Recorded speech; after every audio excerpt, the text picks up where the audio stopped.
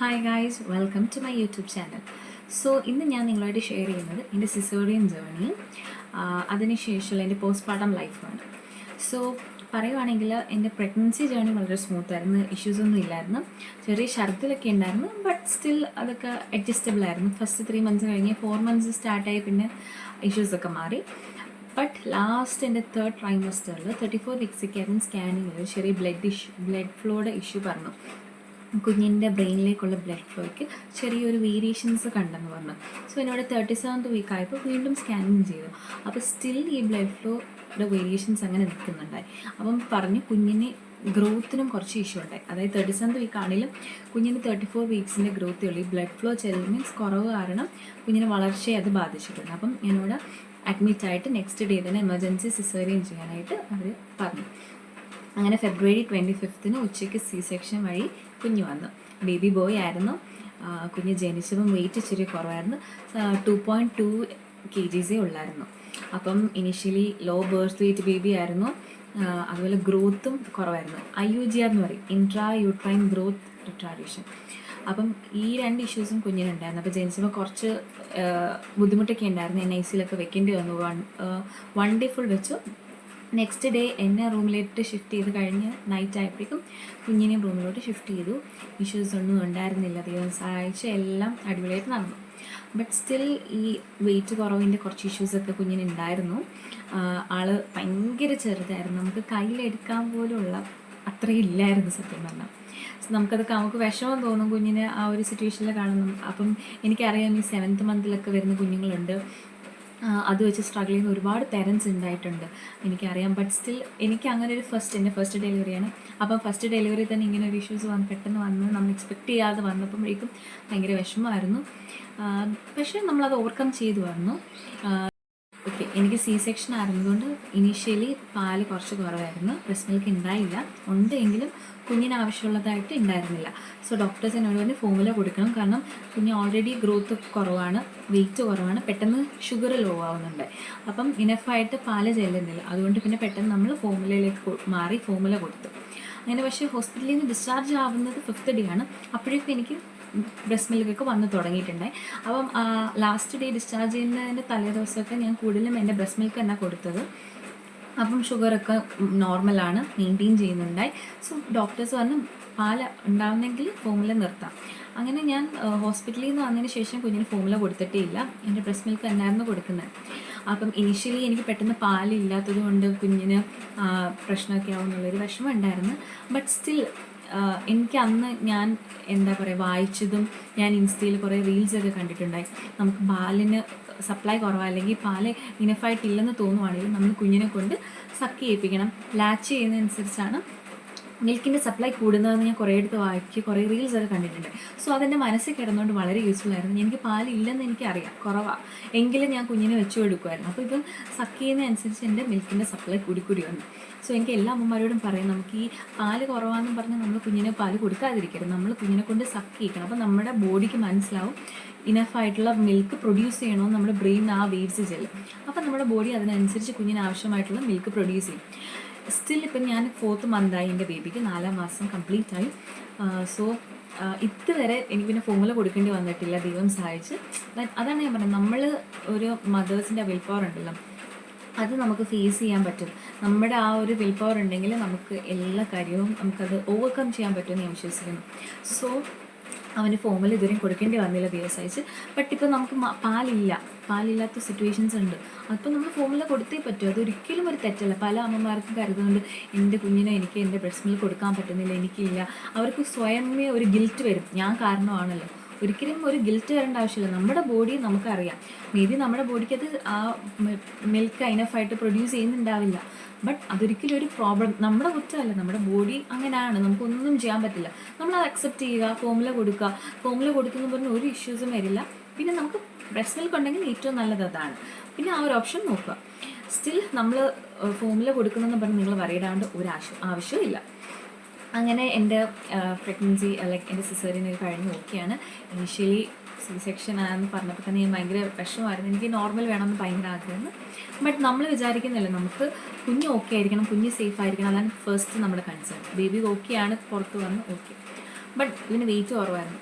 ആളിത്തിരി ഉള്ളായിരുന്നു. അതെനിക്ക് ഭയങ്കര വലിയൊരു ചലഞ്ചായിരുന്നു. കാരണം എല്ലാവരും നോക്കുമ്പോൾ കുഞ്ഞിച്ചിരിയുള്ള വെയിറ്റ് കുറവാണ്. പലരും പറഞ്ഞിട്ടുണ്ട് എൻ്റെ ആഹാരം കഴിപ്പ് ശരിയാവാത്തതുകൊണ്ടൊക്കെയാണ്, ഞാൻ ഇനഫായിട്ട് ഫുഡ് കഴിച്ചില്ല, ഞാൻ ചോറ് കഴിച്ചിട്ടില്ല, അതുകൊണ്ടൊക്കെയാണ് കുഞ്ഞിൻ്റെ വെയിറ്റ് കുറഞ്ഞത്. അങ്ങനെ കുറേ കേൾക്കേണ്ടി വന്നു. ബട്ട് സ്റ്റിൽ ഞാൻ മനസ്സിലാക്കിയൊരു കാര്യമുണ്ട്, ദൈവം എല്ലാം നേരത്തെ കരുതിയിട്ടുണ്ട്. നമ്മളിനി എന്തൊക്കെ ചെയ്തെന്ന് പറഞ്ഞാലും നമുക്ക് ദൈവം എങ്ങനെയാണോ നമ്മുടെ ലൈഫ് മുന്നോട്ട് പോകേണ്ടത് ദൈവം പ്ലാൻ ചെയ്തിട്ടുണ്ട്. നമ്മുടെ പ്ലാൻസ് ആയിരിക്കില്ല നടക്കുന്നത്, ആ പ്ലാനിനൊത്തേ പോകത്തുള്ളൂ. സോ അവന് വെയിറ്റൊക്കെ കുറവായിരുന്നു. ഞാൻ പിന്നെ ഡോക്ടറെ കാണിച്ചപ്പോൾ ഡോക്ടർ എന്നോട് പറഞ്ഞു, ഇവനാണെങ്കിൽ പാല് കുടിക്കുന്നുണ്ട് പക്ഷേ വെയിറ്റ് അങ്ങോട്ട് പെട്ടെന്ന് ഗെയിൻ ചെയ്യുന്നുണ്ടായിരുന്നില്ല. അപ്പോൾ ഡോക്ടർ എന്നോട് പറഞ്ഞ് എക്സ്പ്രസ് ചെയ്ത് കൊടുക്കാനായിട്ട്. സോ നമ്മൾ നമ്മുടെ പാല് പിഴിഞ്ഞിട്ട് അല്ലാതെ ഗോകർണ ഉണ്ട്, അല്ലെങ്കിൽ സ്പൂണോ അല്ലെങ്കിൽ നമ്മൾ ഫില്ലറോ ഒക്കെ വെച്ച് കൊടുക്കുക. അപ്പം അത്രയും എനർജി ലോസ് ആവത്തില്ല. കുഞ്ഞി സക്ക് ചെയ്യുന്നതനുസരിച്ച് അവൻ കുടിക്കുന്നതിൻ്റെ അത്രയും എനർജി ലോസ് ആവും. സോ എക്സ്പ്രസ് ചെയ്ത് കൊടുക്കാൻ പറ്റും. അപ്പം ഞാൻ ആദ്യത്തെ ഒരു 1 വീക്കോളം ഞാൻ പമ്പ് ചെയ്യുമായിരുന്നു. ഞാൻ പമ്പ് ചെയ്തിട്ട് കുഞ്ഞിന് കൊടുക്കുമായിരുന്നു. ആൻഡ് ലേറ്റർ ഓൺ എനിക്ക് മനസ്സിലായി അവന് പമ്പ് ചെയ്ത് അങ്ങനെ അല്ലാതെ ഗോകർണം വഴി കൊടുക്കുന്നതൊന്നും വലിയ ഇഷ്ടമില്ല, അവന് സക്ക് ചെയ്യുന്നതിന് ഇഷ്ടം. സോ ഞാൻ അതൊന്ന് സ്റ്റോപ്പ് ചെയ്തിട്ട് എൻ്റെ ബ്രസ്റ്റ് മിൽക്ക് കൊടുക്കാനായിട്ടങ്ങ് തുടങ്ങി. 2 hours ഇടവിട്ട് ഞാൻ എപ്പോഴും അവന് ഫീഡ് ചെയ്തുകൊണ്ടിരുന്നു. പിന്നെ എപ്പോഴും ഞാൻ നിങ്ങളോട് പറയുന്ന ഒരു കാര്യം, നമ്മൾ മാക്സിമം എണീച്ചിരുന്ന് തന്നെ കൊടുക്കുക, കിടന്നുകൊണ്ട് പാല് കുടിക്കുകയും ചെയ്യുന്നത്. ഈ ബ്രസ്റ്റ് ഫീഡിങ് പില്ല് ഭയങ്കര യൂസ്ഫുൾ ആണ്. അതുണ്ടെങ്കിൽ നമുക്ക് നമ്മുടെ ഷോൾഡേഴ്സിനും അതുപോലെ നടുവിനും ഒക്കെ ഒരു ഭയങ്കര കംഫർട്ടായിരിക്കും. ഓക്കെ, അങ്ങനെയാണ് എൻ്റെ ബ്രസ്റ്റ് ഫീഡിങ് ജേർണി. സോ ഈ 2 hours കൂടി ഇരിക്കുമ്പോൾ ഞാൻ ഫീഡ് ചെയ്യുമായിരുന്നു. പിന്നെ ഞാൻ മനസ്സിലാക്കിയൊരു കാര്യമുണ്ട്, ഈ 4 മിൽക്കും ഹിഞ്ച് മിൽക്കും ഉണ്ട് നമ്മുടെ ബ്രസ്റ്റിൽ. അതായത് 4 മിൽക്ക് എന്നാണ് ആദ്യം വരുന്നത്. അതിനകത്താണെങ്കിൽ നമുക്ക് കുഞ്ഞിന് ആവശ്യമായുള്ള ഇമ്മ്യൂണിറ്റി എല്ലാം ഈ 4 മിൽക്കിലാണ്. പക്ഷേ ഹിഞ്ച് മിൽക്ക് നമ്മുടെ ബ്രസ്റ്റിലെ പാല് തീരുന്നതനുസരിച്ചാണ് ഹിഞ്ച് മിൽക്ക് വരുന്നത്. അത് കുറച്ചുകൂടെ കട്ടിയുള്ളതാണ്. അതാണ് കുഞ്ഞിന് വെയിറ്റ് ഗെയിൻ ആയിട്ട് ഹെൽപ്പ് ചെയ്യുന്നത്. സോ പലപ്പോഴും പലരും പറയും ഒരു ബ്രസ്റ്റ് കുറച്ച് കൊടുത്തിട്ട് അടുത്ത് കൊടുക്കണം. പക്ഷേ എൻ്റെ ഒരു എക്സ്പീരിയൻസ് വെച്ച് ഞാൻ പറയാം, നമ്മുടെ ഒരു ബ്രസ്റ്റ് ഫുൾ കംപ്ലീറ്റ് ആക്കുന്നത് വരെ കുഞ്ഞിന് കൊടുക്കുക. അപ്പോൾ കുഞ്ഞിന് ഇനഫായിട്ടുള്ള 4 മിൽക്കും ഹിഞ്ച് മിൽക്കും കിട്ടും. സോ അപ്പം അതൊന്ന് ശ്രദ്ധിക്കുക. അങ്ങനെയാണ് എൻ്റെ കുഞ്ഞിനെ ഞാൻ വെയിറ്റ് ഗെയിനിലോ മീൻസ് അവന് പതുക്കെ വെയിറ്റ് ഗെയിൻ ആയി വരുന്നത്. പക്ഷേ പിന്നെ ഒരു കാര്യം ഞാൻ പറയേണ്ടതെന്ന് വെച്ചാൽ, നമ്മുടെ കുഞ്ഞ് ജനിച്ചപ്പോൾ ഉള്ള ബർത്ത് വെയിറ്റിനനുസരിച്ചായിരിക്കും അവൻ്റെ ഗ്രോത്ത്. അത് വെച്ച് നമ്മൾ വേറെ കുഞ്ഞുങ്ങളെ കമ്പയർ ചെയ്യരുത്. മേ ബി ആ കുഞ്ഞിന് നല്ല വെയിറ്റ് ഉണ്ടായിരുന്നു ജനിച്ചപ്പം, അപ്പോൾ കുഞ്ഞിൻ്റെ വെയിറ്റ് ഗെയിൻ എന്ന് പറയുമ്പം വെയിറ്റിനനുസരിച്ചായിരിക്കും. ഇവനിപ്പം ജനിച്ചപ്പോൾ 2.2 kgs ഉള്ളു. സോ അവൻ്റെ വെയിറ്റ് ഗെയിൻ എന്ന് പറഞ്ഞു കഴിഞ്ഞാൽ അവനെ ജനിച്ചപ്പോൾ ഉള്ള വെയിറ്റ് എത്രയാണോ അതിനനുസരിച്ചായിരിക്കും. സോ അതുമായിട്ട് മാത്രമേ നമ്മൾ കമ്പയർ ചെയ്യാവൂ. വേറെ ഒരു കുഞ്ഞിനെ നോക്കി ആ കുഞ്ഞ് പെട്ടെന്ന് വെയിറ്റ് വെക്കുന്ന, ആ കുഞ്ഞിന് എൻ്റെ മോനും ഒരേ ഏജാണ് പക്ഷെ അവൻ ഇത്രയും വെയിറ്റ് ഉണ്ട്, എൻ്റെ മോന് ഇത്രയും വെയിറ്റ് ഇല്ല, ഡോണ്ട് കമ്പയർ. നമ്മൾ നമ്മുടെ കുഞ്ഞിൻ്റെ സാഹചര്യങ്ങളും സിറ്റുവേഷൻസും അറിഞ്ഞ് അത് വെച്ചിട്ട് വേണം നമ്മൾ അവരെ വളർത്തിയെടുക്കാനായിട്ട്. സോ ഇതിന് വെയിറ്റ് കുറവായതുകൊണ്ട് ഞാൻ പതുക്കെ ഇങ്ങനത്തെ ചെറിയ കാര്യങ്ങളൊക്കെ ചെയ്തു. ഇപ്പം ഇനീഷ്യലി 4 months ആയപ്പം അവന് നല്ലൊരു വെയിറ്റ് ഗെയിൻ ഉണ്ടായിരുന്നു. ലാസ്റ്റ് മന്ത് നമ്മൾ പോയപ്പം അവന് 5.5 kgs ഉണ്ടായിരുന്നു, അത് 3rd month. സോ അത് ഇനഫ് വെയിറ്റ് ഗെയിൻ ആണെന്ന് ഡോക്ടർ പറഞ്ഞു. അതായത് ആവശ്യത്തിൽ അഡിക്വേറ്റ് ആയിട്ടുള്ള വെയിറ്റ് ഗെയിൻ കുഞ്ഞിന് വരുന്നുണ്ട്. സോ വറീഡ് ആവേണ്ട ആവശ്യമില്ല. പിന്നെ ഞാൻ ചോദിച്ചു ഫോർമുല കൊടുക്കേണ്ട ആവശ്യമുണ്ടോ എന്ന് പറഞ്ഞപ്പം ഇനഫായിട്ട് മിൽക്ക് ചെല്ലുന്നുണ്ട്, അതുകൊണ്ടാണ് വെയിറ്റ് ഗെയിൻ ഉള്ളതെന്ന് പറഞ്ഞു. പിന്നെ പല അമ്മമാർക്കും ഉള്ളൊരു ടെൻഷനാണ്, എൻ്റെ കുഞ്ഞിന് ആവശ്യത്തിന് പാല് കിട്ടുന്നുണ്ടെന്നുള്ളത്. ഈ പറയുന്നത് എനിക്ക് ഭയങ്കര ഡൗട്ടായിരുന്നു. അപ്പം അതിന് ഉള്ളൊരു കാര്യം എന്ന് വെച്ച് കഴിഞ്ഞാൽ, ഒരു ദിവസം കുഞ്ഞുങ്ങളൊരു 5 to 6 ഏറ്റവും കുറഞ്ഞ 6 times എങ്കിലും മൂത്രം ഒഴിക്കുന്നുണ്ടെങ്കിൽ അതിൻ്റെ അർത്ഥം എന്ന് പറഞ്ഞാൽ കുഞ്ഞിന് ഇനഫ് മിൽക്കുണ്ട്. നോർമലി ഒരു 3 to 4 months വരെയുള്ള ബേബീസ് നോർമലി മോർ ദൻ 6 ആയിരിക്കും, ഒരു 10 times എങ്കിലും യൂറിൻ പാസ് ചെയ്തിരിക്കും. സോ വറീഡ് ആവേണ്ട. അതുപോലെ ചില കുഞ്ഞുങ്ങൾക്ക് അപ്പീടൽ കുറവായിരിക്കും, ബട്ട് സ്റ്റിൽ അവരും ഒരു 2-3 times എങ്കിലും പൂപ്സ് ഡെയിലി ഉണ്ടെങ്കിൽ അതിനനുസരിച്ച് പാല് കുഞ്ഞിൻ്റെ വയറിലെത്തുന്നതെന്നാണ് എൻ്റെ അർത്ഥം. സോ വറീഡ് ആവേണ്ട ആവശ്യമില്ല, ഇനഫ് മിൽക്ക് കുഞ്ഞിനുണ്ട്. നോർമലായിട്ടുള്ള അഡിക്വേറ്റ് വെയിറ്റ് ഉണ്ട്, 6 times അതിലും കൂടുതൽ യൂറിൻ പാസ് ചെയ്യുന്നുണ്ടെങ്കിൽ ഇനഫ് മിൽക്ക് കുഞ്ഞിന് ചെല്ലുന്നുണ്ട്. So don't worry. പിന്നെ കുഞ്ഞുങ്ങൾ എപ്പോഴും കരയുന്ന പാലിന് വേണ്ടി മാത്രമായിരിക്കില്ല, വേറെ എന്തെങ്കിലും ഇറിറ്റേഷൻസോ ബുദ്ധിമുട്ടോ ഡിഫിക്കൽട്ടീസോ ഒക്കെ വരുമ്പോഴും അവർ സ്വാഭാവികമായിട്ടും കരയും. സോ ഞാൻ എൻ്റെ ഇത്രയും ഒരു 4 months എൻ്റെ ഒരു ജേർണിയിൽ ഞാൻ പറയാമെന്ന് പറഞ്ഞു കഴിഞ്ഞാൽ, നമ്മൾ കുറച്ച് എഫേർട്ട് ഇടാം. ആദ്യത്തെ ഇനിഷ്യൽ ഡേയ്സിൽ സ്ട്രഗിൾസ് ഉണ്ട്, നമുക്ക് ഭയങ്കര മൂഡ് സ്വിങ്സ് കാണും, ഉറക്കമില്ലായ്മകൾ കാണും. ബട്ട് സ്റ്റിൽ നമ്മൾ ആ ഒരു ഫേസ് കഴിഞ്ഞ് വരുന്നതനുസരിച്ച് ആ കുഞ്ഞും നമ്മളോട് കൂടെ വളരുകയാണ്, നമ്മളും നമ്മുടെ മദർഹുഡിൽ വളർന്നു വരികയാണ്. സോ നമുക്കതിനെ ഫേസ് ചെയ്യാനുള്ളൊരു കരുത്ത് കിട്ടും. പിന്നെ നമുക്ക് സപ്പോർട്ട് ചെയ്യാൻ നമ്മുടെ പാർട്ട്ണർ, നമ്മുടെ പാരൻസ്, ഇൻലോസ് ഒക്കെ ഉണ്ടെങ്കിൽ നമുക്ക് ഈ ഒരു ഫേസ് സുഖമായിട്ട് നമുക്കതിനെ തരണം ചെയ്യാൻ പറ്റും. പലരും ഞാൻ കണ്ടിട്ടുണ്ട് ഒരുപാട് സ്ട്രഗിൾ ചെയ്യുന്ന ഈ ഒരു സിറ്റുവേഷനിൽ. നമുക്ക് ആ ഒരു വിൽ പവർ വേണം. പിന്നെ നമുക്ക് നമ്മളെ തന്നെ ഒരു വിശ്വാസം വേണം. എന്താ, ഞാനൊരു അമ്മയാണ്, എനിക്കിത് നേരിടാൻ പറ്റും.